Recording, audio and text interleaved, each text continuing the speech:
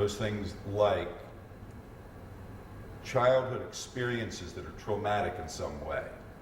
And it could be one experience that's big enough to be traumatic, or it could be a series of experiences. For example, if you've been bullied at school as you were growing up, it's probably not one time that you were bullied that's traumatic. It's over a period of time that begins to shape who you are. You begin to be what you need to be to survive in a world where you're bullied.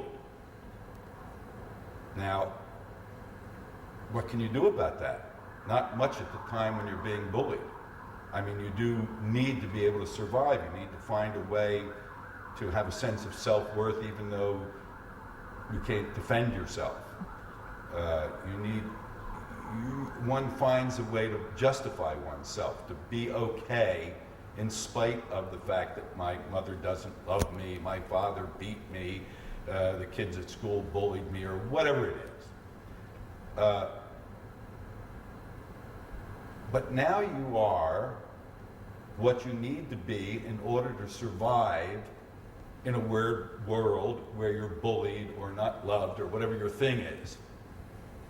And that's never going to be satisfying, because you can never get enough of what you now use to compensate. You can never get enough of that to be whole and complete.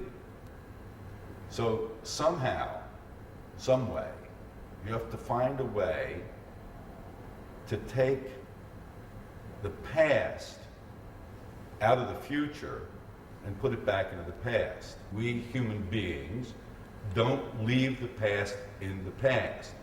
We have the past in the future. And when you do that, it looks like the past gives you who you are and gives you your life in the present. But if you were to, it's kind of like two file cabinets, huh? One file cabinet says the past, the other one says the future, and you've got the stuff that should be in the past filing cabinet stored in the future. If you take the past stuff out of the future and put it into the past, and there's a way to do that, what have you got in the future? Nothing. Which is wonderful, because if who I am in the present is given by the future into which I live, I can create a future for myself that gives me being in the present, that has joy, that has vitality, that has self-expression, that has the things that make life worth living.